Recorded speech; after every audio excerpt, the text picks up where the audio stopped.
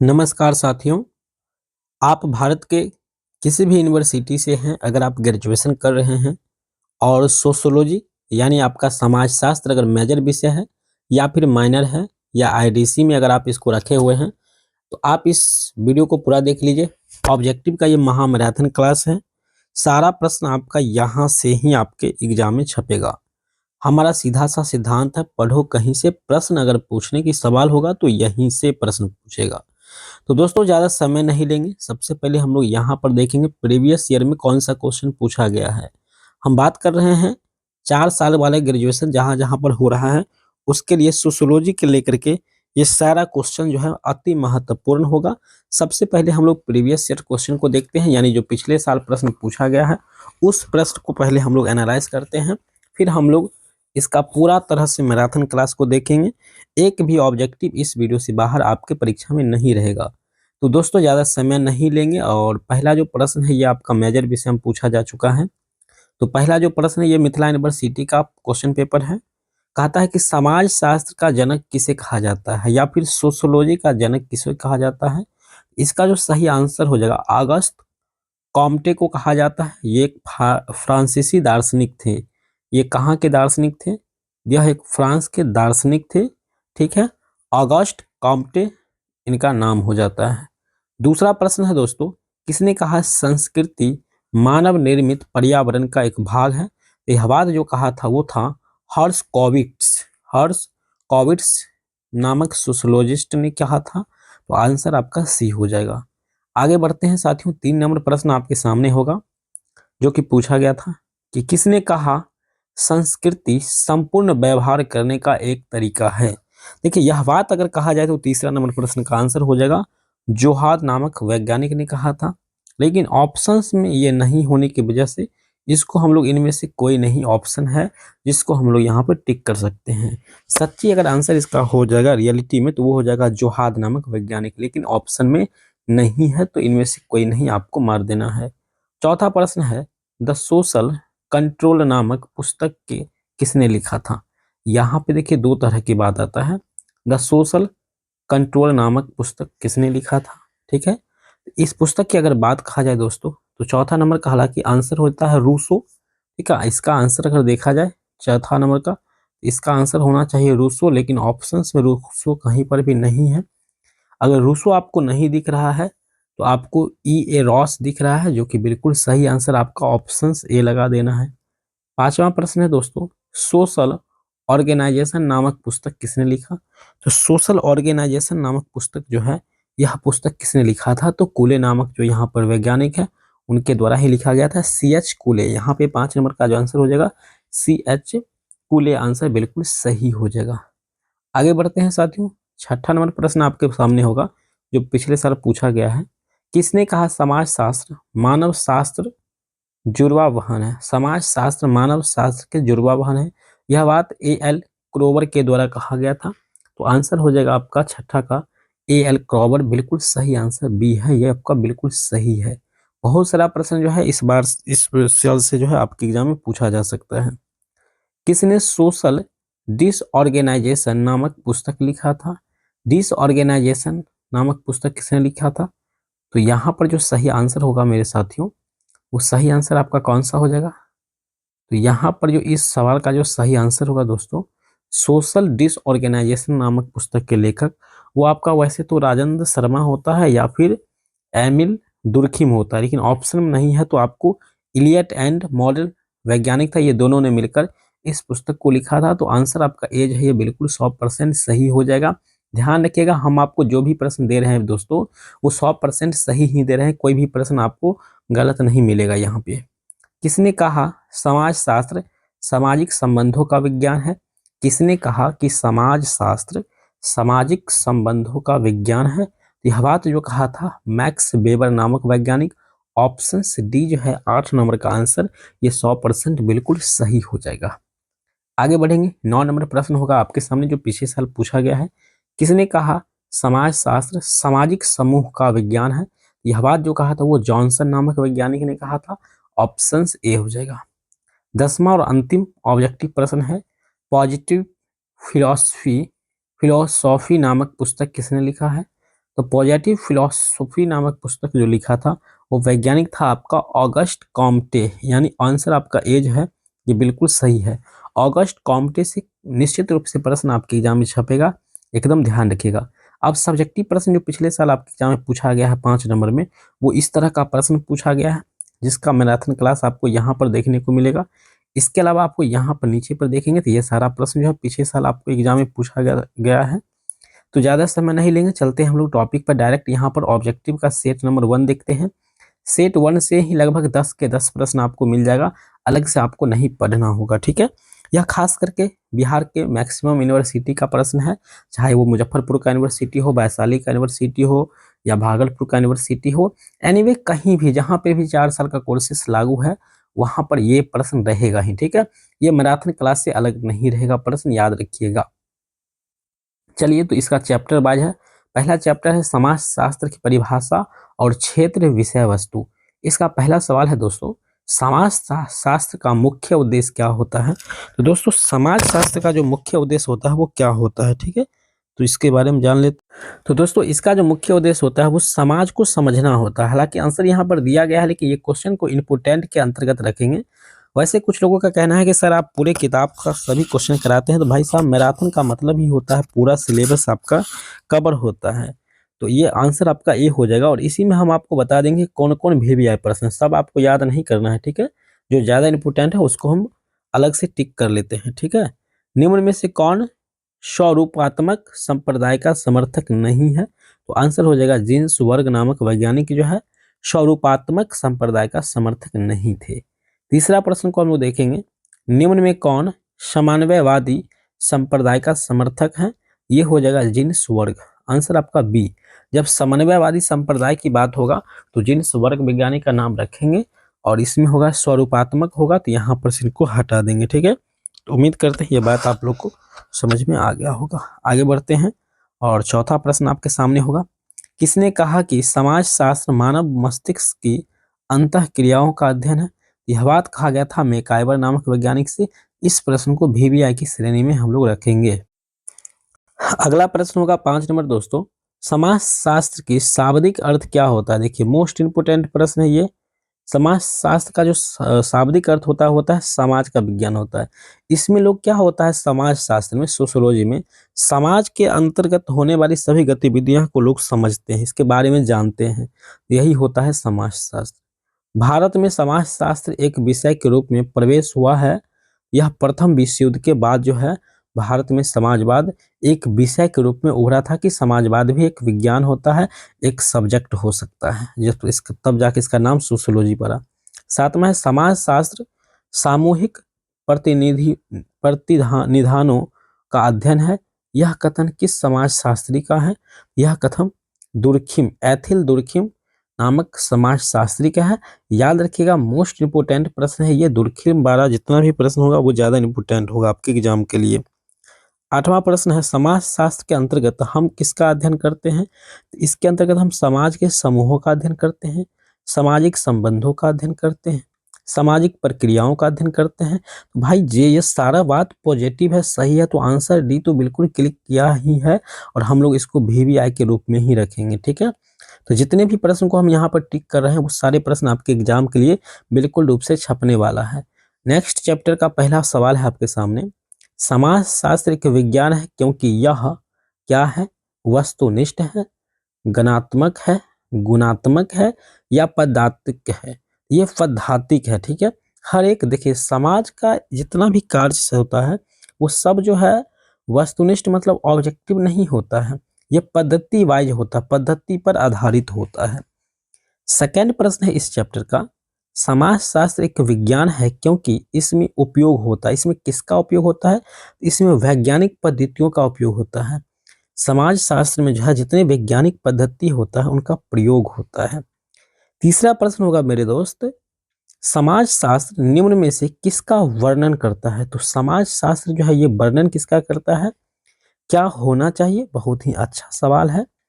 3 number प्रश्न को ध्यान से गौर से हम लोग करेंगे, क्या होना चाहिए, क्या नहीं होना चाहिए, उचित अनुचित, क्या है का, तो किसका अध्ययन करता है। तो देखा जाए तो समाज शास्त्र जो है किसका वर्णन करता है, तो समाजशास्त्र जो है क्या है का वर्णन करता है। क्या है मतलब कोई भी चीज में क्या है, इस चीज का जो है ये वर्णन करता है। तो answer D is the right answer for this question. चौथा प्रश्न है मेरे दोस्त। चौथा प्रश्न कहता है इस चैप्टर का, सामाजिक तथ्यों में निम्न में से कौन सा गुण होता है। सामाजिक तथ्यों में कौन सा गुण होता है, तो जटिलता का गुण जो है सामाजिक तथ्यों में जुड़ा होता है। सामाजिक जितने भी काम होता है उसमें जो है जटिलता ही वाली बात जो है ये जुड़ा होता है। पांचवा प्रश्न है, समाज शास्त्र का किस प्रकार की प्रकृति है। ये वैज्ञानिक प्रकृति है या एक पद्धतिक प्रकृति है। छठा प्रश्न इस चैप्टर का, छठा प्रश्न कहता है समाज शास्त्रीय नियम क्या है। तो समाज शास्त्रीय नियम है प्रमाणिक है। समाज में जो भी होता है वो प्रमाण के तौर पे होता है, इस बात को याद रखेंगे। अब है सोसाइटी, सोसाइटी है, सोसाइटी है जिसको हम लोग समाज कहते हैं, तो सोसाइटी से क्वेश्चन है, काफी प्रश्न यहाँ से रहता है। इसमें एक निम्नलिखित वाक्य में सत्य असत्य का चयन कीजिए। जैसे कि सामाजिक व्यक्तियों का संघ है। देखिए समाज व्यक्तियों का संघ है, यह बात बिल्कुल गलत है। समाज व्यक्तियों का संघ नहीं हो सकता है। समाज जो है सभी पशु पक्षी जानवर इत्यादि सभी का संघ है, ये होना चाहिए था। दूसरा है समाज सामाजिक संबंधों की व्यवस्था है, बिल्कुल सही है। सामाजिक संबंधों की व्यवस्था है, हाँ ये बात सही है। समाज जो है क्या होता है, संबंधों की एक व्यवस्था है। अब हम लोग का संबंध जानवर से भी होता है, आदमी से भी होता है, सभी लोग से होता है। समाज अमूर्त है, बिल्कुल बात सही है। अमूर्त का मतलब क्या होता है मेरे दोस्त, तो अमूर्त का मतलब होता है जिसको आप देख नहीं सकते हो, जिसको आप नहीं देखते हो उसी को हम लोग अमूर्त कहते हैं। जो चीज हम लोग को दिखाई नहीं देता है उसी को हम लोग अमूर्त कहते हैं। आंसर इसका सही हो जाएगा, ठीक है। चौथा है समाज एक निश्चित भौगोलिक क्षेत्र है। नहीं रे भाई, निश्चित कैसे हो जाएगा, समाज निश्चित हो ही नहीं सकता है, ये बिल्कुल गलत बात है। पांचवा प्रश्न है इसमें, समाज में सभी व्यक्तियों की मनोवृत्तियां तथा व्यवहार एक दूसरे के समान होता है। ये बात कदापि सही नहीं है। कभी ऐसा लगता है आप लोग के सभी व्यक्ति का व्यवहार जो है एक दूसरे व्यक्ति के समान होगा, ऐसा कभी नहीं होगा। समाज में सहयोग की अपेक्षा भिन्नता की महत्व अधिक होता है, ये बात भी गलत है, ठीक है। इस तरह से ये सारे प्रश्न ऊपर का गलत हो गया है। दूसरा प्रश्न है, समाज रीतियों, कार्यविधियों, अधिकार एवं पारस्परिक सहायता अनेक समूह तथा विभागों के मानव व्यवहार के नियंत्रण एवं स्वतंत्रताओं की व्यवस्था है। यह कथन किसका है, तो यह कथन जो है आपका मैकाइवर फेज का है। आंसर ए हो जाएगा। लॉन्ग क्वेश्चन है, ऐसा क्वेश्चन शायद ही पूछा जाता है, लेकिन किसी किसी यूनिवर्सिटी में ऐसा भी प्रश्न आ सकता है। तीसरा जो प्रश्न है दोस्तों, समाज का सामाजिक संबंधों का जाल, यह कथन किसका है। समाज है एक सामाजिक संबंधों का जाल है, यह बात मैकाइवर फेज के द्वारा कहा गया और ये मोस्ट इंपोर्टेंट कहा गया बात, ठीक है। VVI प्रश्न है। चौथा प्रश्न है, सोसाइटी पुस्तक के लेखक कौन है। एकदम रूप से VVI प्रश्न की याद के श्रेणी में रखेंगे दोस्तों, बिल्कुल विश्वास के साथ आप पढ़ के जाइए, सारा प्रश्न यहाँ से ही आपके एग्जाम में छपेगा।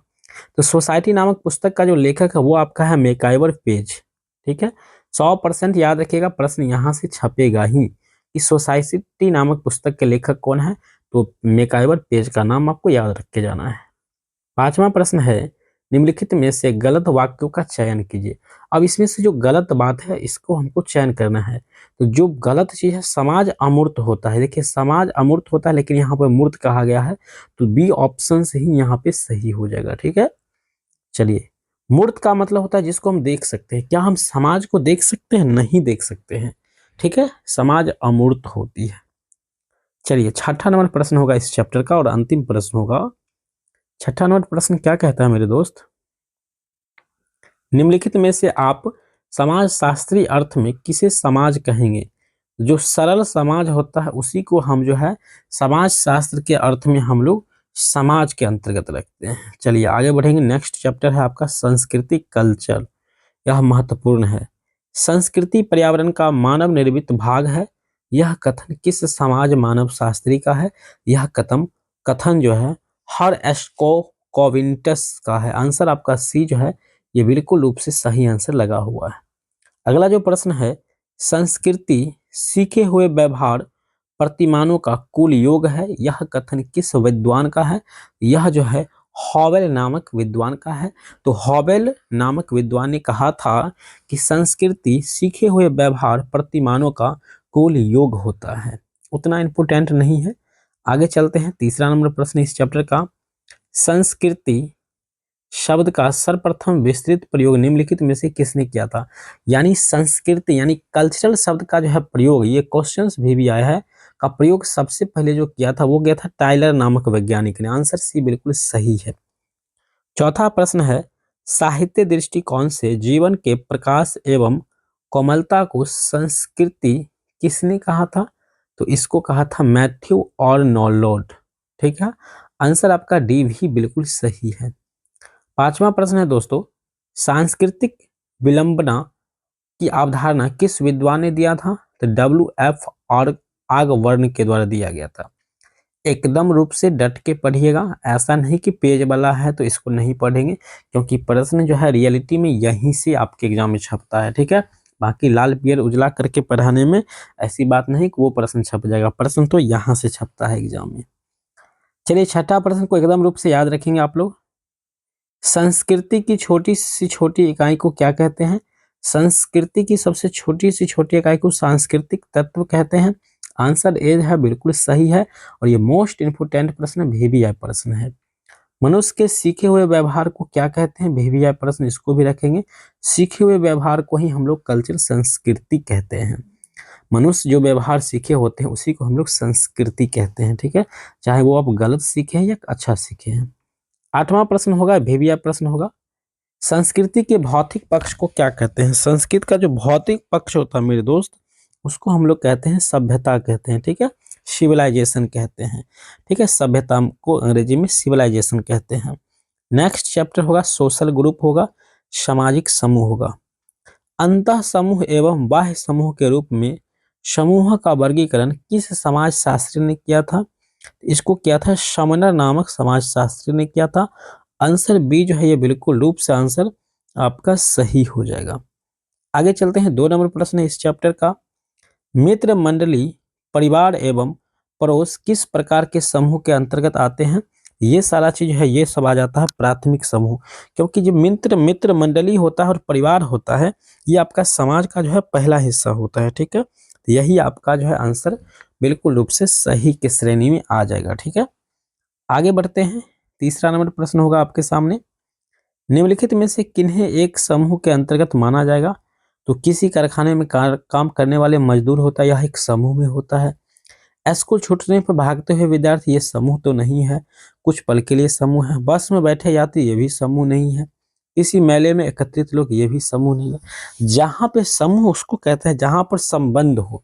जैसे कारखाने में अगर काम करने वाले मजदूर होता है, उस मजदूरों में संबंध होता है, सभी एक साथ काम को करते हैं, सभी का सभी से रिश्ता जुड़ा होता है और सभी एक दूसरे को हेल्प करते हैं, फिर काम को पूरा करते हैं। चौथा प्रश्न है आपके सामने, संदर्भ समूह में निम्न में से कौन सी विशेषताएं पाई जाती है? संदर्भ समूह क्या होता है? तो संदर्भ समूह जो होता है इसमें सदस्य नहीं होता है। ठीक है, केवल उनको जो है अमूर्त रूप से नाम लिख लिया जाता है और एक समूह बना लिया जाता है। जैसे होता है असदस्यता वाले समूह, जैसे कि मान लीजिए 5 आदमी का 10 आदमी है, 50 लोग है, 50 में से 30 लोग का समूह बनाया है, और जो बाकी 20 लोग जो समूह में ज्वाइन नहीं हुआ, यही 20 लोग जो है यही आपका संदर्भ समूह कहलाता है। ठीक है, और यही इसमें रखा जाता है। मतलब जो समूह से बाहर होता है उसको असदस्यता वाला समूह या संदर्भ समूह कहते हैं। पांचवा है, संदर्भ समूह का मुख्य आधार क्या होता है? मुख्य आधार होता है सदस्यता बनने की आकांक्षा। अब देखिए, सदस्य जो नहीं बनते हैं किसी भी मेंबर्स की किसी भी काम को पूरा करने के लिए, तो वो संदर्भ समूह का मुख्य आधार होता है कि वो क्यों नहीं बनता है। छठा है, निम्नलिखित में से प्राथमिक समूह का चयन कीजिए। प्राथमिक समूह जो होता है वो इसमें आपका मित्र मंडली होता है और आपका परिवार होता है। तो परिवार यहाँ पर नहीं है लेकिन मित्र मंडली है, तो ये आपका प्राथमिक समूह में होता है, और ये प्रश्न भी आपका VVI है, महत्वपूर्ण है। चलिए आगे चलते हैं। 7वां नंबर प्रश्न है आपके सामने कि निम्नलिखित में से द्वैतिक समूह का चयन कीजिए, या द्वितीयक समूह का चयन करना है। द्वितीयक समूह में जो रखा गया है वो आपका श्रमिक मजदूर को रखा गया है, यानी जो लेबर होता है उसको रखा गया है, जिसको हम लोग श्रमिक कहते हैं। ऑप्शन नंबर बी हो जाएगा।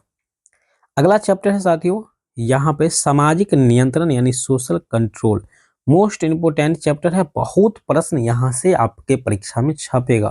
तो दोस्तों लाल पियर वाले पीडीएफ पर नहीं जाइएगा, सही चीज को पढ़िए, सही चीज को समझिए, जो प्रश्न आपके परीक्षा में छपेगा उस प्रश्न को ध्यान से पढ़िएगा। निम्नलिखित में से कौन सा सामाजिक नियंत्रण का उद्देश्य नहीं है? मेरे दोस्त प्रश्न को पूछा है निगेटिव में नहीं है, तो आंसर भी निगेटिव वाला ही चले जाएंगे। और रोक बात जो है निगेटिव है, तो सांप्रदायिकता पर रोक, यह जो है सामाजिक नियंत्रण का कोई उद्देश्य नहीं होता है, ठीक है, जो सांप्रदायिक पर रोक लगा दे। चलिए दूसरी प्रश्न की ओर हम लोग चलते हैं। दूसरी प्रश्न है आपके सामने, सामाजिक नियंत्रण के सत्तावादी एवं लोकतांत्रिक स्वरूप किसने बताया? यह बात लेपियर नामक वैज्ञानिक ने बताया। तो आंसर जो है आपका ये ए ऑप्शंस, ये बिल्कुल रूप से सत्य हो जाएगा। 3 नंबर प्रश्न होगा मेरे दोस्त, कहता है कार्ल मानहीम ने सामाजिक नियंत्रण के किस स्वरूप का उल्लेख किया था? ये प्रत्यक्ष और अप्रत्यक्ष स्वरूप का उल्लेख किया था। आंसर आपका बी जो है ये बिल्कुल सही हो जाएगा। चौथा नंबर प्रश्न होगा मेरे दोस्त, किम्बल यंग ने निम्नांकित में से सामाजिक नियंत्रण के किस स्वरूप का उल्लेख किया है? तो यह उल्लेख कौन सा था? तो सत्तावादी एवं लोकतांत्रिक उल्लेख था। आंसर आपका डी, ये बिल्कुल रूप से सही है, ठीक है। आगे बढ़ेंगे, 5 नंबर प्रश्न है आपके सामने, निम्नांकित में से सामाजिक नियंत्रण का औपचारिक साधन कौन सा नहीं है? औपचारिक साधन कौन सा नहीं पूछा गया है, तो वो आपका धर्म जो है सामाजिक नियंत्रण का कोई औपचारिक साधन नहीं होता है। औपचारिक साधन क्या होता है? जो सही साधन जो होता है वो आपका नहीं है, ठीक है। सही साधन जो होता है ना, मूर्त या अमूर्त, वो साधन धर्म जो है, ये बात नहीं है। चलिए आगे बढ़ते हैं। 6 नंबर प्रश्न, 6 नंबर प्रश्न कहता है मेरे दोस्त, यहाँ पे कहता है निम्नांकित में से सामाजिक नियंत्रण का अनौपचारिक साधन कौन सा नहीं है? अनौपचारिक मतलब हुआ कि बिल्कुल रूप से नहीं, अनौपचारिक बिल्कुल गलत, निगेटिविटी हो गया यहाँ पे। तो ऐसा हो जाएगा संविधान जो है अनौपचारिक साधन कौन सा नहीं है? तो यहाँ पे संविधान हो जाएगा। यह सही जो है अनौपचारिक साधन समाज के नियंत्रण करने के लिए बिल्कुल रूप से नहीं है। 7वां है नगरीय समाजों में सामाजिक नियंत्रण का सर्वाधिक उपयुक्त साधन कौन सा है? यह है कानून, ठीक है। समाज को अगर कोई नियंत्रित करने का सबसे अच्छा साधन है तो वो है आपका कानून। चलिए आंसर डी हो जाएगा। 8वां प्रश्न है आदिम एवं ग्रामीण समाजों में सामाजिक नियंत्रण का कार्य किस साधन द्वारा उपयुक्त किया जाता है? समाज को नियंत्रण करने के लिए सबसे बेहतर जो है वो उपाय है प्रथा, जनमत, धर्म और उपयुक्त में से सभी। जब सभी ऑप्शंस मिल रहा है तो इससे बेहतर आंसर आपके पास नहीं होगा। तो उपयुक्त सभी जो ढंग है ये बिल्कुल रूप से ग्रामीण और सामाजिक के बीच के ये जोड़ता है, ये बिल्कुल सही आंसर हो जाएगा। 9वां नंबर प्रश्न होगा, निम्नांकित में से सामाजिक नियंत्रण के सकारात्मक साधन कौन से हैं? तो सकारात्मक साधन जो यहाँ पर इनमें से सभी ऑप्शंस है। तो जब इनमें से सभी ऑप्शंस मिल जाएगा तो इससे आगे हमको नहीं जाना है, आंसर सभी वाला ही सही हो जाएगा। अगला चैप्टर है दोस्तों आपके सामने, कहता है ये मोस्ट इंपोर्टेंट प्रश्न है, बिल्कुल रूप से याद रखिएगा। किसने कहा था समाज परिवर्तनशील एवं गत्यात्मक है? परिवर्तनशील और गत्यात्मक यानी चलने वाले हैं, समझने वाले हैं, गाने वाले हैं। ये मेकाइवर के द्वारा कहा गया था। आंसर आपका बी है, ये बिल्कुल रूप से सही हो जाएगा। दूसरा प्रश्न है सामाजिक संबंधों में होने वाली परिवर्तनों को सामाजिक परिवर्तन कहते हैं। यह परिभाषा किसकी है? यह परिभाषा जो है मेरे दोस्त, यह मेकाइवर एवं पेंज नामक वैज्ञानिक है। तो मेकाइवर और पेंज से बहुत सारा प्रश्न आपके एग्जाम में छपेगा, इस बात को आप दिमाग में नोट कर लीजिएगा, सोशियोलॉजी वाले जितने भी भाई बहन हैं। तीसरा प्रश्न है दोस्त, अपने मूल अर्थ में सामाजिक परिवर्तन का अर्थ सामाजिक ढांचे में परिवर्तन, यह कथन है जॉनसन नामक वैज्ञानिक का। चौथा है निम्नांकित में से कौन सा समाजशास्त्री सामाजिक परिवर्तन में समाज संरचना, सामाजिक संस्थाओं अथवा उनके पारस्परिक संबंधों में परिवर्तन को सम्मिलित किया है?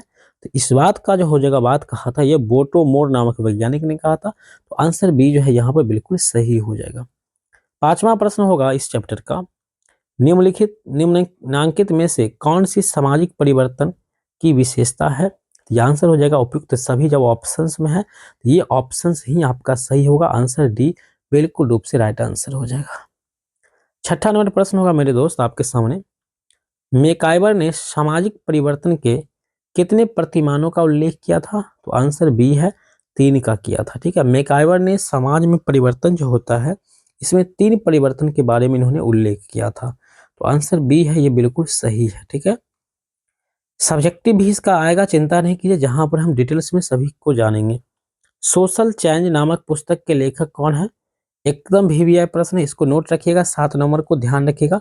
और जितना भी प्रश्न हम यहाँ पे कह देते हैं वो एग्जाम में समझिए रामबाण एकदम धुआंधार पूछा जाएगा। ठीक है, तो सोशल चेंज नामक पुस्तक के लेखक जो है मेरे दोस्त वो आपका है मूर नामक वैज्ञानिक हो जाएगा। आंसर आपका ए जो है ये बिल्कुल सही हो जाएगा। 8वां प्रश्न है दोस्त कल्चर, यहाँ पे 8वां प्रश्न को समझ लेते हैं। कहता है कल्चर एंड सोसाइटी नामक पुस्तक के लेखक कौन सा है? तो यहाँ पर ये 8 नंबर भी वीवीआई प्रश्न एग्जाम में छपने वाली है। तो इसका भी हो जाएगा आंसर मैरिल एवं एलरिज नामक वैज्ञानिक। 8वां का भी आंसर आपका सी जो है ये बिल्कुल रूप से सही हो जाएगा। आगे बढ़ेंगे, 9 नंबर प्रश्न है आपके सामने। डार्विन ने सामाजिक परिवर्तन के लिए निम्नलिखित में से किस कारक को उत्तरदायी माना? वो उत्तरदायी कारक जो है वो जैविकीय कारक है। आंसर आपका डी है, ये बिल्कुल रूप से सही हो जाएगा।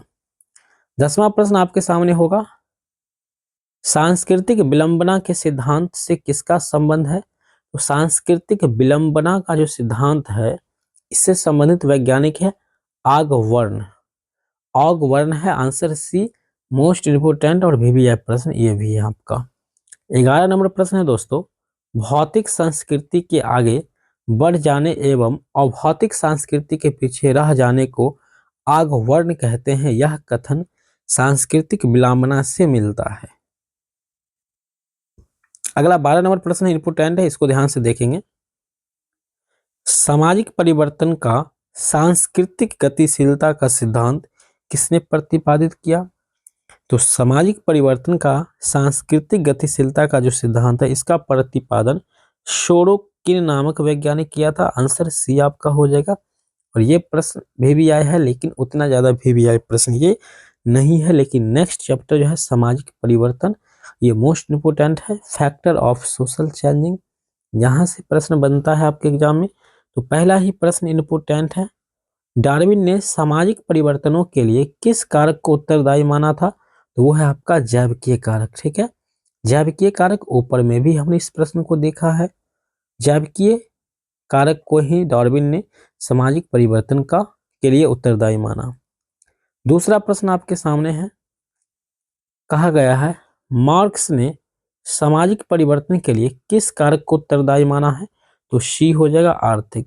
डार्विन ने जैविकीय को माना है उत्तरदायी, लेकिन मार्क्स नामक वैज्ञानिक ने आर्थिक कारक को उत्तरदायी माना है। तीसरा प्रश्न है, वैलीविन ने सामाजिक परिवर्तन के लिए किस कारक को उत्तरदायी माना है? तो वो हो जाएगा प्रौद्योगिकी हो जाएगा। ये तीनों में सबसे ज्यादा इंपोर्टेंट था वो जैविकीय वाला था जिन्होंने जिसको डार्विन ने कहा था। ठीक है, चौथा प्रश्न आपके सामने है दोस्त, शेरोकिन ने सामाजिक परिवर्तन के लिए किस कारक को उत्तरदायी माना था? देखिए शेरिकॉन जो है ये भी आपका सांस्कृतिक को उत्तरदायी माना था। ठीक है, तो इस जो उत्तरदायी कौन किसको माना है ये यहाँ से एक प्रश्न तो 100% बनना तय है। 5वां प्रश्न होगा इस चैप्टर का और अंतिम प्रश्न होगा, बौद्धिक विकास को किसने सामाजिक परिवर्तन के लिए उत्तरदायी माना? यह बात ऑगस्ट कॉम्ट नामक वैज्ञानिक ने माना। ये फ्रांसीसी दार्शनिक थे। चलिए नेक्स्ट चैप्टर आपका होगा यहाँ पे समाजशास्त्र का अन्य सामाजिक विज्ञानों से संबंध क्या होता है। तो पहला प्रश्न है इसका यहाँ पर, निम्नलिखित में वाक्यों में से सही वाक्य छांट करके लिखिए। यहाँ पर सही गलत का चयन करना है जो किया गया है। समाजशास्त्र एक सामान्य विज्ञान है जबकि अर्थशास्त्र एक विशेष विज्ञान है। बिल्कुल सही है, समाजशास्त्र को सरल विज्ञान कहा गया है, यह बात बिल्कुल सत्य है। समाजशास्त्र मनोविज्ञान के दृष्टिकोण से एक दूसरे के समान है। समाजशास्त्र और साइकोलॉजी और सोशियोलॉजी ये दोनों में थोड़ा ही अंतर है, लेकिन अंतर है, लेकिन ये समान नहीं है, तो इसलिए ये बात गलत है, तो आंसर गलत ही होगा। तीसरा प्रश्न है मेरे दोस्त, समाजशास्त्र वर्तमान घटनाओं का अध्ययन करता है। ऐसी बात तो नहीं है यहाँ पर। समाज शास्त्र में वर्तमान घटना का अध्ययन तो होता ही नहीं है, तो ये नेगेटिव प्रश्न है, तो आंसर गलत हो जाएगा। समाज में सामाजिक गतिविधि के बारे में अध्ययन होता है। चौथा है समाज शास्त्र वर्तमान समाजों की तुलनात्मक अध्ययन है, जबकि मानव शास्त्र जनजातीय समाजों का है। ये बात बिल्कुल सत्य है, तो आंसर यहाँ पर सही हो जाएगा। दूसरा प्रश्न की ओर चलेंगे जो कि ऑब्जेक्टिव है। मानव शास्त्र को समाज शास्त्र से मिलने वाली शाखा का क्या नाम है? तो सामाजिक मानव शास्त्र है शाखा का नाम। आंसर आपका सी हो जाएगा, बिल्कुल रूप से सही आंसर हो जाएगा। इस चैप्टर का जो दूसरा प्रश्न होगा मेरे दोस्त, यहाँ पर तीसरा प्रश्न वो इस तरह का प्रश्न है। अर्थशास्त्र तथा समाजशास्त्र में जिस तथ्य का सामान्य रूप से अध्ययन किया जाता है वह तथ्य आपका है श्रम कल्याण। देखिए, अर्थशास्त्र हो या समाजशास्त्र हो, यहाँ पर सबसे ज्यादा श्रम यानी मेहनत को ही आगे रखा जाता है। चौथा प्रश्न मेरे दोस्त, एक राज्य के अंतर्गत व्यक्तियों के पारस्परिक संबंधों का अध्ययन करने वाला विज्ञान को क्या कहते हैं? तो इस विज्ञान को हम लोग समाजशास्त्र कहते हैं, सोशियोलॉजी कहते हैं। कोई पूछेगा सोशियोलॉजी किसको कहते हैं, तो एक राज्य के अंतर्गत व्यक्तियों के पारस्परिक संबंधों का अध्ययन करने वाले विज्ञान को ही हम लोग समाजशास्त्र या सोशियोलॉजी कहते हैं। आगे बढ़ेंगे, 5 नंबर प्रश्न होगा। 5वां प्रश्न कहता है समाजशास्त्र तथा अर्थशास्त्र में किस समूह का अध्ययन सामान्य रूप से होता है? तो वह है ग्रामीण समूह का जो है अध्ययन, ये सामान्य रूप से होता है या सरल रूप से होता है। आगे चलेंगे 6ठा नंबर प्रश्न है, समाजशास्त्र के नियमों से अनभिज्ञ व्यक्ति को किन सिद्धांतों का शिक्षा देना चाहिए? अनभिज्ञ मतलब जिसको कुछ भी पता नहीं है, तो समाजशास्त्र के नियम से जो है आप किस सिद्धांतों की शिक्षा देना निरर्थक है या अच्छा मानेंगे? तो वह है आपका राज्य सिद्धांतों के, यानी राज्य के बारे में बताना ही उनके लिए सबसे निरर्थक और सबसे अच्छी शिक्षा होगी। तो आंसर आपका बी जो है बिल्कुल सही आंसर हो जाएगा। आगे बढ़ते हैं दोस्तों, 7 नंबर प्रश्न है, इतिहास अतीत का समाजशास्त्र है, जबकि समाजशास्त्र वर्तमान का क्या है? इतिहास है। इतिहास क्या है? इतिहास जो है आपको बीती हुई बातों का अध्ययन कराता है, जबकि समाजशास्त्र क्या है? वर्तमान का इतिहास है, यानी वर्तमान में जो हो रहा है उसी बात को पढ़ाता है, तो वर्तमान का ये इतिहास हो जाता है। सोशल स्ट्रक्चर सामाजिक संरचना चैप्टर अलग है, दूसरा है आपका। पार्सन्स के अनुसार सामाजिक संरचना का निर्माण किन इकाइयों से होता है? तो जब सभी ऑप्शंस मिल जाता है तो हम लोग उसको क्यों छोड़ेंगे? तो उपयुक्त सभी वाला आंसर ही आपका सही होगा। सामाजिक संस्थाओं से, सामाजिक प्रतिमानों से और एजेंसियों से सामाजिक संरचना का निर्माण होता है। Answer D. दूसरा प्रश्न है दोस्तों, यहाँ पर भी सभी विद्वान दिया हुआ है, जब भी सभी ऑप्शंस दिख जाए साइकोलॉजी जैसे विषय में या फिर सोशियोलॉजी जैसे विषय में, वही ऑप्शंस आपका ज्यादातर सही होता है। तो आंसर डी ये बिल्कुल रूप से सही हो गया है। आगे बढ़ेंगे, आपका 4 नंबर प्रश्न होगा दोस्तों, निम्नलिखित में से कौन सामाजिक संरचना का अंग नहीं है? अब नहीं है तो नहीं वाला आंसर खोज लो, लेकिन नहीं वाला आंसर नहीं है, तो इसका आंसर हो जाएगा सामाजिक प्रतिमान। आंसर आपका सी जो है, यही आपका सामाजिक संरचना का अंग यह जो है नहीं है। चलिए आगे बढ़ते हैं, 5 नंबर है। 5 नंबर प्रश्न दोस्तों, पारसंस के अनुसार सामाजिक संरचना का निर्माण किन इकाइयों से होता है? तो सामाजिक संरचना का जो निर्माण है वो आपका सामाजिक प्रतिमानों से होता है। आंसर आपका सी जो है ये बिल्कुल सभी है, सही है, लेकिन उपयुक्त सभी जब ऑप्शंस दिख रहा है आपको, तो अनुसार सामाजिक संरचना का निर्माण किन इकाइयों से होता है, तो बिना कुछ सोचे समझे आपको सभी ऑप्शंस मानना है और यहाँ पर सी वाले आंसर को गलत कर देना है, ठीक है। और आपका डी जो आंसर है ये बिल्कुल रूप से सही हो जाएगा। 6ठा प्रश्न मेरे दोस्त, रिक्त स्थानों की पूर्ति कीजिए। ऐसा भी ऑब्जेक्टिव यहाँ पे पूछ सकता है। सामाजिक संरचना कैसा होती है? ये अमूर्त होती है। सामाजिक प्रक्रियाएं सामाजिक संरचना का डैश रूप होता है, बाह्य रूप होता है। सामाजिक में जितना भी प्रक्रिया होता है वो बाहर ही होता है, तो बाह्य प्रक्रिया है। तीसरा है प्रत्येक संरचना कई डैश अंगों से मिलकर बनी होती है, कई इकाइयों से मिलकर बनी होती है। चौथा है समाज के बाहरी ढांचे को सामान्यतः डैश संरचना के नाम से पुकारा जाता है, तो सामाजिक संरचना नाम से पुकारा जाता है। 5वां प्रश्न है दोस्तों, थ्योरी ऑफ सोशल स्ट्रक्चर नामक पुस्तक के लेखक कौन है? तो ये मॉन्डेल नामक वैज्ञानिक है। तो आंसर आपका यहाँ पर दिया हुआ है। इस तरह से हमने पूरी तरह से एक सेट को पूरा कर लिया है दोस्तों। दूसरा सेट है, बस इसको पढ़ लेंगे और हमारे जितने भी प्रश्न हैं वो सारे के सारे खत्म हो जाएगा। इस चैप्टर में हम लोग पहला प्रश्न को जानेंगे, बहुत महत्वपूर्ण है। ये 2 सेट के बाद आपको कुछ भी नहीं पढ़ना है, पूरा तरह से मैराथन में ही आपका ऑल टू ऑल मतलब चैप्टर कंप्लीट हो जाएगा और यहाँ से बाहर आपके परीक्षा में कोई ऑब्जेक्टिव प्रश्न नहीं आएगा। मैं 100% दावे कर सकता हूँ। किसी भी यूनिवर्सिटी के बच्चे हैं आप और आपका मेजर विषय या माइनर में या आईडीसी में अगर आपका सोशियोलॉजी है तो। सेट नंबर 2 का जो है पहला सवाल है दोस्तों, सामाजिक विचार अमूर्त होता है। ये बात तो बिल्कुल सत्य है, लेकिन यह किस विद्वान ने कहा था यह बात?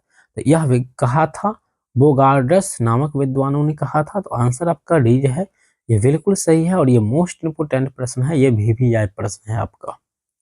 इसका PDF आपको मिल जाएगा व्हाट्सएप और टेलीग्राम पर, लिंक डिस्क्रिप्शन में है, आप सभी लोग ज्वाइन हो जाएंगे या फिर आपको वेबसाइट मिल जाएगा www.madhavansi.com। इस वेबसाइट पर जा करके भी आप इस PDF को आसानी से डाउनलोड कर सकते हैं। चलिए मोस्ट इंपोर्टेंट है दूसरा नंबर प्रश्न, सोशियोलॉजी विषय का जन्मदाता कौन है या समाज शास्त्र के जन्मदाता कौन है? तो पहले ही हमने पढ़ा था इसको, ऑगस्ट कॉन्टे हैं जो फ्रांसीसी दार्शनिक थे। तो आंसर आपका बी है, बिल्कुल सही है। तीसरा नंबर प्रश्न है, ऑगस्ट कॉन्टे का जन्म कब हुआ था? यह भी प्रश्न पूछता है। तो इनका जन्म जो है 1798 ईस्वी में हुआ था। आंसर आपका सी हो जाएगा। आगे बढ़ेंगे, 4 नंबर प्रश्न है आपके सामने, ऑगस्ट कॉन्टे का जन्म किस देश में हुआ था? तो फ्रांस में हुआ था और पहले भी हमने आपको बताया था ये फ्रांसीसी दार्शनिक थे। ठीक है। 5वां प्रश्न है दोस्तों आपके सामने, किस विद्वान ने सोशियोलॉजी के स्थान पर इथेलॉजी शब्द प्रस्तावित किया था? कुछ ऐसे विद्वान भी हुए हैं जो सोशियोलॉजी के जगह पर जो है सोशियोलॉजी के जगह पर बोला कि इस विषय का नाम जो है समाज शास्त्र का नाम जो है इथोलॉजी रखा जाए। तो ऐसे वैज्ञानिक थे JS मील। यहाँ पे आंसर डी है, ये VVI प्रश्न था। ठीक है, 5 नंबर को इंपोर्टेंट में रखेंगे। 6ठा प्रश्न है दोस्तों, सोशियोलॉजी शब्द का निर्माण सोशियस तथा लॉगस शब्द से हुआ है। ये दोनों शब्द निम्नलिखित में से किस भाषा से संबंधित है? मोस्ट इंपोर्टेंट प्रश्न है। यह दोनों जो है लैटिन और ग्रीक भाषा से संबंधित है।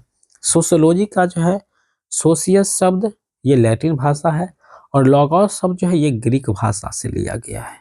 तो मोस्ट इंपोर्टेंट है 5-6 क्वेश्चन। और 7 नंबर प्रश्न कहता है, किस समाज शास्त्री ने सोशियोलॉजी को 2 विषयों भाषाओं का अवैध संतान माना? यह बात को रॉबर्ट वीरस्टेड नामक वैज्ञानिक ने बताया। तो आंसर सी हो जाएगा 7 का। 8वां नंबर प्रश्न है, किसका मत है यानी किसका मानना है कि वर्तमान प्राकृतिक विज्ञानों के अतिरिक्त एक नई सामाजिक विज्ञानों की आवश्यकता है? यह बात सेंट साइमन का मानना है। आंसर डी बिल्कुल सही हो जाएगा। 9 नंबर प्रश्न होगा मेरे दोस्त, सेंट साइमन ने नए सामाजिक विज्ञान को क्या नाम दिया था? VVI प्रश्न है। तो नए सामाजिक विज्ञान का नाम दिया था सोशल बायोलॉजी। सेंट साइमन ने नई सामाजिक विज्ञान को सोशल बायोलॉजी का नाम दिया था। 10 नंबर प्रश्न होगा दोस्तों, किस विद्वान ने समाज शास्त्र के सभी विषयों को 2 भागों में सामाजिक और एस्थेटिक और सामाजिक गतिकी में विभाजित किया? 2 भागों में समाज शास्त्र के सभी विषय के 2 भागों में बांटा था, एस्थेटिक और सामाजिक गतिकी। सामाजिक एस्थेटिक यानी सोशल स्टैटिक्स और सोशल डायनेमिक, इसमें किसने बांटा था? तो ऑगस्ट कॉम्टे नामक वैज्ञानिक ने बांटा था। और 10 नंबर प्रश्न को आप लोग वेरी इंपोर्टेंट प्रश्न के अंतर्गत रखेंगे, यानी मोस्ट इंपोर्टेंट प्रश्न है आपके एग्जाम के लिए। 11 नंबर प्रश्न है दोस्तों, किस समाज शास्त्री ने समाज शास्त्र को समाज के अध्ययन के रूप में परिभाषित किया था? तो ऐसा किसने किया था? तो ऐसा किया था जॉनसन नामक वैज्ञानिक। आंसर डी तो फिलहाल आपका सही ही है। 12 नंबर प्रश्न होगा दोस्तों आपके सामने, किस समाज शास्त्री ने समाज शास्त्र को सामाजिक अंतःक्रियाओं का अध्ययन माना है? तो ये बात मैक्स वेबर के द्वारा है। आंसर सी बिल्कुल सही हो जाएगा। आगे बढ़ेंगे, 13 नंबर प्रश्न है, समाज शास्त्र सामाजिक समूहों का अध्ययन है, यह किस समाज शास्त्री का मानना था? तो यह कौन से समाज शास्त्री का मानना था? तो यह जॉनसन नामक वैज्ञानिकों का मानना था कि समाज जो है सामाजिक समूहों का अध्ययन है। समाज किसका अध्ययन है दोस्त?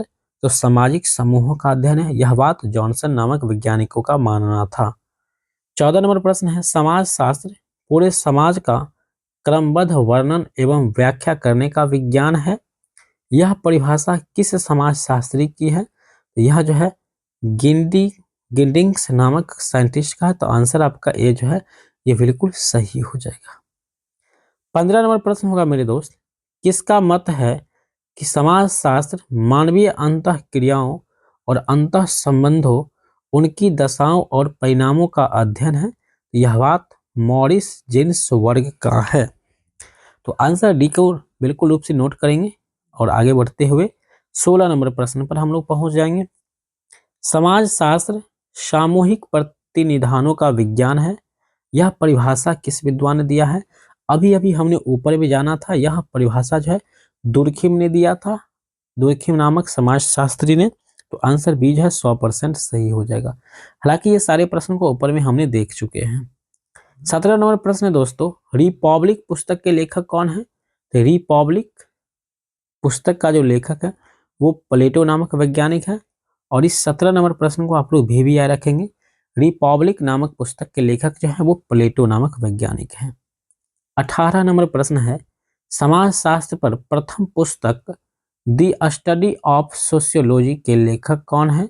भी प्रश्न होगा और इसका आंसर हो जाएगा हर्बर्ट स्पेंसर। हर्बर्ट स्पेंसर क्या थे? यह समाज शास्त्र पर प्रथम द स्टडी सोशियोलॉजी के लेखक था। ठीक है, द स्टडी ऑफ सोशियोलॉजी के लेखक कौन था? Herbert Spencer. 19 नंबर प्रश्न, निम्नलिखित में से कौन से समाज शास्त्री स्वरूपात्मक संप्रदाय से संबंधित नहीं है?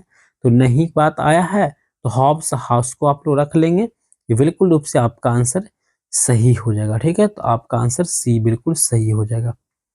अगला है 20 नंबर है, निम्नलिखित में से स्वरूपात्मक संप्रदाय से कौन संबंधित है? तो संबंधित पूछा है तो वीरकांत भी है, जॉर्ज सिमनल भी है, मैक्स वेबर भी है। तो उपयुक्त सभी जब ऑप्शंस में है तो डी क्यों नहीं मारेंगे? आंसर आपका उपयुक्त सभी वाला जो है ये सही हो जाएगा। ठीक है, आगे बढ़ेंगे। 21 नंबर प्रश्न है आपके सामने, किसका मानना है कि समाज शास्त्र एक विशिष्ट सामाजिक विज्ञान है जो कि सामाजिक संबंधों के स्वरूपों का अध्ययन है? तो जैसे ये बात आ गया है तो ये बात जो है वॉर्नविज के द्वारा कहा गया, तो आंसर आपका ए बिल्कुल सही हो जाएगा। किसने कहा समाज शास्त्र को सामाजिक संबंधों के स्वरूपों का अध्ययन है? यह बात जो बताया था वो जॉर्ज सिमल नामक वैज्ञानिक बताया था, तो आंसर सी हो जाएगा। आगे चलेंगे, 23 नंबर प्रश्न है आपके सामने, किस विद्वान ने समाज शास्त्र की विषय वस्तु को सामाजिक स्वरूप शास्त्र, सामाजिक शरीर शास्त्र तथा सामान्य समाज शास्त्र में विभाजित किया था? तो इसको इमाइल दुर्खिम ने किया था। ठीक है, तो दुर्खिम वाला आंसर तो हो ही जाएगा, बिल्कुल बी आंसर आपका सही हो जाएगा। आगे बढ़ेंगे, 24 नंबर प्रश्न है, निम्नलिखित में से सामाजिक प्रक्रिया कौन सी है?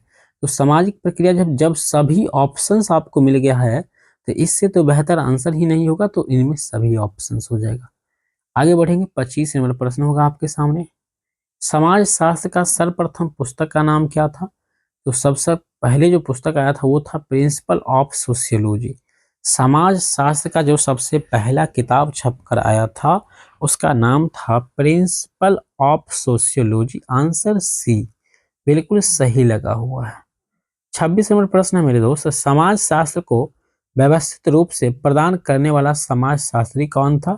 Email Durkheim. देखिए समाज शास्त्र में काफी अहम भूमिका है दुर्खिम का, जिस पर जो है समाज शास्त्र का जो है अति महत्वपूर्ण टॉपिकों का खोज भी किया गया है। ठीक है, आगे चलेंगे, 27 नंबर प्रश्न है, सोशियोलॉजी सिस्टमैटिक इंट्रोडक्शन पुस्तक के लेखक कौन है? इसका है H.M. जॉनसन नामक वैज्ञानिक है, तो आंसर ए है, ये बात तो सही हो गया है। 28 नंबर प्रश्न है, समाज शास्त्र के अंतर्गत किसका अध्ययन किया जाता है? तो जब सभी ऑप्शंस आ गया है तो इससे बेहतर तो होगा ही नहीं। इन सभी बातों का अध्ययन किया जाता है, सामाजिक प्रक्रियाएं, सामाजिक संबंधों और सामाजिक समूहों का के बारे में जो है समाज शास्त्र के अंतर्गत अध्ययन करते हैं। 29 नंबर प्रश्न होगा दोस्तों, समाज शास्त्र का अध्ययन सर्वप्रथम किस देश में शुरू हुआ था? ये हुआ था अमेरिका से शुरू हुआ था। समाज शास्त्र के बारे में जो अध्ययन का काम जो शुरू हुआ था वो सबसे पहले अमेरिका में हुआ था। 30 नंबर प्रश्न होगा दोस्तों, अमेरिका में समाज शास्त्र का अध्ययन कब शुरू हुआ था? तो 1876 ईस्वी में ही शुरू हुआ था, ठीक है। यानी प्रथम विश्व युद्ध से पहले ही समाज शास्त्र के बारे में अध्ययन जो है अमेरिका में शुरू ही हो गया था। 31 नंबर प्रश्न को हम लोग नोट करेंगे, अमेरिका के किस विश्वविद्यालय में सर्वप्रथम समाज शास्त्र के अध्ययन अध्यापन का कार्य शुरू हुआ था? तो विश्वविद्यालय का नाम था जो अमेरिका में है, उस विश्वविद्यालय का नाम है येल विश्वविद्यालय, येल विश्वविद्यालय। 32 नंबर प्रश्न होगा दोस्तों, भारत में समाज शास्त्र का अध्ययन सर्वप्रथम किस विश्वविद्यालय में प्रारंभ हुआ था? भारत में जो है सबसे पहले समाज शास्त्र का अध्ययन जो हुआ था वो बम्बई विश्वविद्यालय में हुआ था। तो आंसर ए है बिल्कुल सही, और ये प्रश्न जो है मोस्ट इंपोर्टेंट है आपकी परीक्षा के लिए। अगला प्रश्न है, डॉक्टर राधा कमल मुखर्जी किस विश्वविद्यालय से संबंध रहे हैं? ये लखनऊ विश्वविद्यालय से संबंध रहे हैं। तो आंसर आपका बी हो जाएगा। ये भी प्रश्न भी आया है, ठीक है। आगे बढ़ेंगे आप लोग। अगला जो प्रश्न है यहाँ पर 33 नंबर, भारत में समाज शास्त्र विषय में उपाधि प्राप्त करने वाले सर्वप्रथम समाज शास्त्री कौन थे? जी.एस. घोड़िये, ठीक है। अगला क्वेश्चन है आपके सामने यहाँ पे, किस विद्वान ने कहा है कि समस्त विज्ञान की एकता केवल उसकी पद्धति में न है, न कि उसकी विषय सामग्री में है? यह बात जो है कार्ल पियर्सन के द्वारा कहा गया है। कार्ल पियर्सन एक अच्छे वैज्ञानिक हैं और इनसे जुड़े क्वेश्चन भी आपके परीक्षा में पूछे जाते हैं। 36 नंबर प्रश्न है आपके सामने कि निम्नलिखित में से क्या असत्य है, यानी कौन सी बात गलत है? समाज शास्त्र तथ्यों पर आधारित होता है, यह बात तो सही है। समाज शास्त्र अध्ययन एक विषय होता है, समाज शास्त्र अध्ययन एक विषय है, ये बिल्कुल एक अलग विषय है। समाज शास्त्र प्रत्येक स्थिति में निश्चित भविष्यवाणी करने की क्षमता रखता है, समाज शास्त्र में किसी भी प्रकार की भविष्यवाणी नहीं होता है। तो यही बात गलत है, तो आंसर सी ही आपका सही हो जाएगा। 37 नंबर प्रश्न की ओर बढ़ेंगे, विज्ञान संसार की ओर देखने की एक निश्चित पद्धति है, यह कथन किसका है? यह कथन वैनबर्ग और सैवेद का है। चलिए देख लीजिए अच्छी तरह से प्रश्न को, 37 नंबर को। 38 नंबर प्रश्न कहता है, समाज शास्त्र किस प्रकार का विज्ञान नहीं है? तो समाज शास्त्र जो है कैसा विज्ञान नहीं है? तो यह एक विशेष विज्ञान नहीं है, ठीक है। एक सरल विज्ञान है, अमूर्त विज्ञान है, सामाजिक विज्ञान है, विशुद्ध विज्ञान है, लेकिन विशेष विज्ञान की बात जो करेंगे तो वो नहीं है। 39 नंबर प्रश्न है दोस्तों आपके सामने, तथ्यों का वर्गीकरण उनके कर्म और सापेक्षिक महत्व को ज्ञात करना ही विज्ञान का कार्य है, यह किस विद्वान का कथन है? यह कार्ल पियर्सन का कथन है। आंसर सी आपका सही हो जाएगा। 40 नंबर प्रश्न है मेरे दोस्त, विज्ञान की कौन सी विशेषता है? तो विज्ञान की जो सबसे अधिक विशेषता है वो उपयुक्त सभी बात है, तथ्यों पर आधारित है, सामाजिक विज्ञान वैज्ञानिक दृष्टिकोण पर आधारित है, सत्यापनशीलता पर है, यानी विज्ञान को जो है सत्यापन किया जाता है प्रयोग करके। इन सभी बातों का सही हो जाएगा। 41वां प्रश्न है, किसका मत है कि विज्ञान विज्ञान ही है, चाहे वह भौतिक शास्त्र में हो या समाज शास्त्र में? तो यह जो है पीएच लैंडिस का मानना है, लेकिन गलत बात हो गया था, आगे चल के ये बात जो है गलत हो गया था। 42 नंबर प्रश्न है दोस्तों, दी सोशल ऑर्डर पुस्तक के लेखक कौन है? बिल्कुल भी यह प्रश्न है, इसका लेखक जो है रॉबर्ट विड स्टीड है, ठीक है। आंसर आपका ए हो जाएगा 42 का। आगे चलेंगे, 43 नंबर प्रश्न होगा आपके सामने, समाज शास्त्र की प्रकृति से संबंधित सत्य कौन सा है? तो इससे संबंधित जो सत्य है वो है समाज शास्त्र के प्रत्येक घटना की माप बल पर देता है। तो यहां से आंसर होगा सी। सी जो आंसर ये आपका बिल्कुल सही हो जाएगा।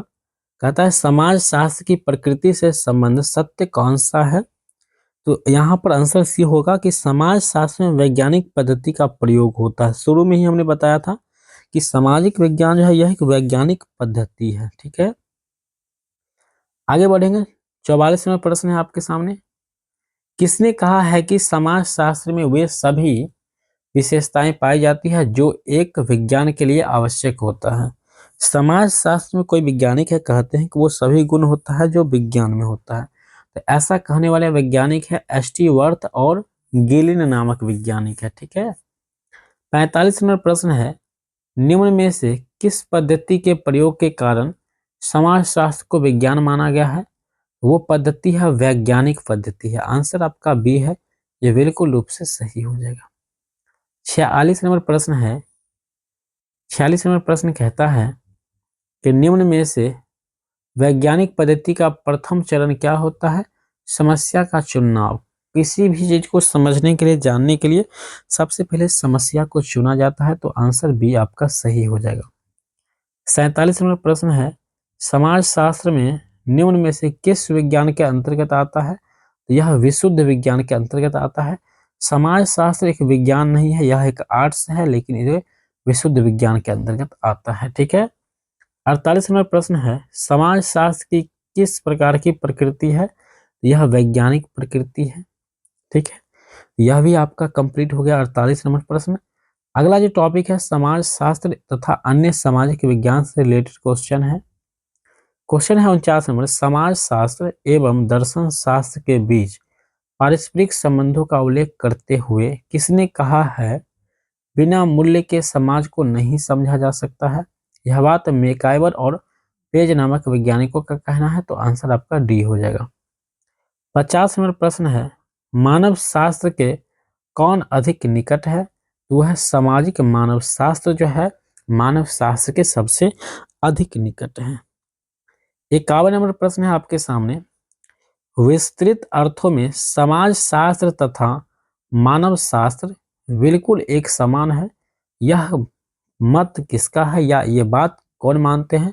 तो लिंटन नामक वैज्ञानिक। आंसर बी सही लगा है और ये VVI प्रश्न है। ठीक है।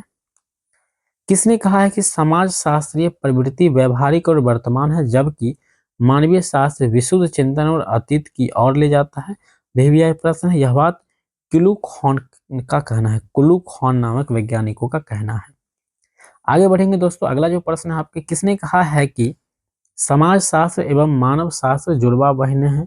यह बात क्रोवर के द्वारा कहा गया है। मोस्ट इंपोर्टेंट है और VVI प्रश्न है ये।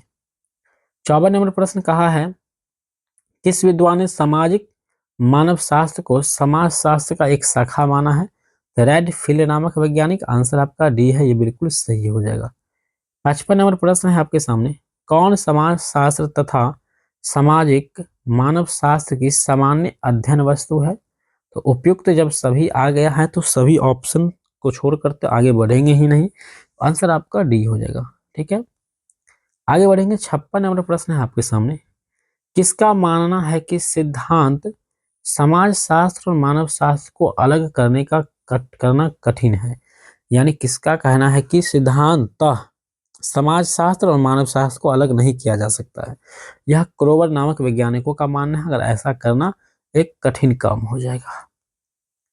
आगे चलेंगे। 57 नंबर प्रश्न है, किस विद्वान ने कहा है कि अर्थशास्त्र तो समाज शास्त्र का दास होता है? मोस्ट VVI प्रश्न है, इसको रखिएगा याद करके। यह विक एस्टीड नामक वैज्ञानिक कहता है कि अर्थशास्त्र जो है ये समाज शास्त्र का दास है। इसका कथन है कि अर्थशास्त्र वास्तव में समाज शास्त्र के व्यापक विज्ञान की केवल एक शाखा है। तो यह बात जो कहता है वो थॉमस नामक वैज्ञानिक कहता है कि इकोनॉमिक्स जो है ये सोशियोलॉजी का व्यापक विज्ञान है। ठीक है। चलिए आगे बढ़ेंगे। 59 नंबर प्रश्न है आपके सामने, सामाजिक कारकों को की अवहेलना करके अर्थशास्त्र को किस प्रकार भी एक स्वतंत्र विज्ञान नहीं कहा जा सकता है? यह कथन निम्न में से किस विचारक का है? यह जो है लॉबी नामक वैज्ञानिक का है। आंसर सी हो जाएगा। 60 नंबर प्रश्न है दोस्तों, किस इतिहास ने सामाजिक इतिहास लिखा है? सामाजिक संबंधों, सामाजिक प्रतिमानों, रूढ़ियों तथा महत्वपूर्ण संस्थाओं के क्रमिक विकास से संबंधित है। यह जो है उपयुक्त सभी ऑप्शंस है। यहाँ पर डी जो आंसर है ये बिल्कुल रूप से आपका सही हो जाएगा। ठीक है। उपयुक्त सभी जब भी ऑप्शन आ जाएगा तो वो ज्यादातर सही ही होगा। 61 नंबर प्रश्न है, किसका मत है कि इतिहास मानव अनुभव और मानव प्रकृति का मूर्त विज्ञान है। मूर्त विज्ञान अगर कहा दिया है तो यह बात तो आगे चल के गलत ही हुआ था, और ऐसा कहने वाले वैज्ञानिक थे पार्क। चलिए 62 नंबर प्रश्न पर चलेंगे। किसका कथन है कि समाज एक वास्तविक है जो अपने प्रकार में व्यक्ति की वास्तविकता से भिन्न है? मोस्ट इंपोर्टेंट प्रश्न है, वीवीआई प्रश्न। ऐसा बात इमाइल दुर्खिम का कहना है, और यह 62 नंबर प्रश्न बहुत ज्यादा महत्वपूर्ण है परीक्षा के लिए। एकदम रूप से 62 नंबर प्रश्न को आप लोग याद रखेंगे। आगे बढ़ेंगे, इसके बाद हम लोग एक स्लाइड और पढ़ेंगे, फिर हमारा क्लास जो है एंड हो जाएगा। 63 नंबर प्रश्न है दोस्तों, कहता है निम्नलिखित में से कौन समाज का उदाहरण नहीं है? तो समाज का जो उदाहरण नहीं है, महिला समाज, मुस्लिम समाज या ईसाई समाज, ये सब समाज का उदाहरण नहीं हो सकता है। समाज का कोई धर्म नहीं होता है, तो यहाँ पर आपका सभी ऑप्शन यही सही हो जाएगा। 64 नंबर प्रश्न है, ह्यूमन सोसाइटी पुस्तक के लेखक कौन है? तो ह्यूमन सोसाइटी पुस्तक के जो लेखक है दोस्तों, वो है किंग्सले डेविस। आंसर आपका ए बिल्कुल सही हो जाएगा। 65 नंबर है, यह किसने कहा है कि समाज संघर्ष मिश्रित सहयोग है? यह बात मैकाइवर और पेज का कहना है, तो आंसर आपका सी जो है ये बिल्कुल सत्य हो जाएगा। 66 नंबर प्रश्न है दोस्तों कि निम्नलिखित में से समाज की विशेषता कौन सा है? तो समाज की विशेषता अमूर्तता है। हमने पहले भी बताया था कि समाज कैसा है, अमूर्त है, तो आंसर आपका डी बिल्कुल सही हो जाएगा। 67 नंबर प्रश्न है दोस्तों, मनुष्य ही एक ऐसा प्राणी है जो बिना प्यास के पानी पीता है और हर मौसम में प्यार करता है, यह किसने कहा था? यह बात कहने वाले ऑगस्ट कांटे नामक वैज्ञानिक था, जो बहुत बड़ी बात कह दिया। इनका जन्म जो है वो फ्रांस में हुआ था, और यह फ्रांस के एक दार्शनिक थे। आगे बढ़ेंगे, 68 नंबर प्रश्न होगा आपके सामने। किसने कहा है कि समाज सामाजिक संबंधों का जाल है? मोस्ट इंपोर्टेंट प्रश्न है, मैकाइवर पेज नामक वैज्ञानिक ने कहा है। पहले भी हम ये सब सवाल को पढ़ चुके हैं, ऊपर में भी। 69 नंबर प्रश्न है कि निम्नलिखित में से सोसाइटी नामक पुस्तक के लेखक कौन से हैं? तो आंसर आपका बी हो जाएगा, मैकाइवर और पेज हो जाएगा। ठीक है, आगे बढ़ते हैं। 70 नंबर प्रश्न है, निम्नलिखित में से समाजशास्त्री अर्थ में समाज किसे कह सकते हैं आप? तो समाज हम लोग सरल समाज को कहेंगे, आंसर सी। समाज की जब भी चर्चा होगा तो सरल समाज को ही हम लोग समाज कह सकते हैं। 71 नंबर प्रश्न होगा आपके सामने, निम्नलिखित में से कौन सी समाज की विशेषता नहीं है? तो नहीं की बात हुआ है तो सामुदायिक भवन, यह समाज की कोई खास विशेषता आपका नहीं है, तो आंसर आपका ए ही हो जाएगा। बाकी सामाजिक संबंध, समानता, भिन्नता, ये सब समाज का बात है। 72 नंबर प्रश्न है, निम्नलिखित में से कौन सी विशेषता समाज पर लागू होती है? तो सबसे अधिक जो अच्छी विशेषता है जो समाज पर लागू होता है वह है समाज में समानता और समानता दोनों पाई जाती है। यह बात तो समाज में ही होता है, यह मुख्य रूप से समाज के ऊपर निर्भर करता है। 73 नंबर प्रश्न है, समाज का निर्माण किसके द्वारा होता है? अब लीजिए, अच्छा सवाल आ गया है। समाज का जो निर्माण है समूह का अंतः क्रिया के द्वारा होता है, यानी एक समूह और दूसरे समूह से जब अंतः क्रिया होता है तब जाके आपका समाज का निर्माण होता है। ठीक है, चलिए अंतिम रूप से अंतिम स्लाइड पढ़ेंगे, अंतिम चलेंगे। अगला है, मैकाइवर और पेज ने समाज की परिभाषा को किस तत्व का उल्लेख नहीं किया है? समाज की परिभाषा में जो है पारस्परिक संघर्षों का जो है उल्लेख नहीं मिलेगा आपको। ठीक है, आंसर सी ही हो जाएगा। अंतिम चैप्टर का इंपोर्टेंट प्रश्न होगा समुदाय का। निम्नलिखित में से नगरीय समुदाय की विशेषता कौन सी नहीं है? तो नहीं वाला आया है, तो आंसर हो जाएगा प्राथमिक संबंध का जो है ये विशेषता इसमें नहीं मिलता है। आगे चलेंगे, पूछा हुआ प्रश्न होगा आपके सामने, द लिटिल कम्युनिटी पुस्तक के लेखक कौन है? वीवीआई प्रश्न है। इसका लेखक जो है रॉबर्ट रेडफील्ड है। ठीक है, आगे बढ़ेंगे। 77 नंबर प्रश्न है आपके सामने, मैकाइवर और पेज ने समुदाय के किन दो प्रमुख आधारों का वर्णन किया है? तो यहाँ पर हो जाएगा स्थानीय क्षेत्र और सामुदायिक भवन का जो है वर्णन जो है मैकाइवर और पेज नामक वैज्ञानिक ने ये किया है। ठीक है, 78 नंबर प्रश्न है, निम्नलिखित में से कौन समुदाय की विशेषता नहीं है? तो समुदाय की जो विशेषता नहीं है वो है आपका विशेष उद्देश्यों की पूर्ति। आंसर आपका सी बिल्कुल सही हो जाएगा। 79 नंबर प्रश्न होगा आपके सामने, निम्नलिखित में से जो समुदाय का सीमा समीपवर्ती उदाहरण कौन सा नहीं है? समीपवर्ती उदाहरण अगर नहीं है तो वो है आपका गांव। किसी भी समुदाय का जो है सबसे समीपवर्ती उदाहरण कौन नहीं है? तो गांव जो है किसी भी समुदाय का समीपवर्ती उदाहरण नहीं हो सकता है, या बंदी गृह, आधुनिक पड़ोस या जाति। तो समुदाय मतलब होता है एक समूह होता है, इसका समीपवर्ती उदाहरण कौन नहीं है? तो गांव जो है ये नहीं हो सकता है, ठीक है। क्योंकि जाति का समूह होता है, आधुनिक पड़ोस का समूह होता है, बंदी ग्रह का समूह होता है, गांव का समूह नहीं होता। गांव तो गांव होता है। 80 नंबर प्रश्न होगा दोस्तों, किस विचार ने समुदाय को सभ्यता की नैतिक इकाइयों के रूप में स्वीकार किया है?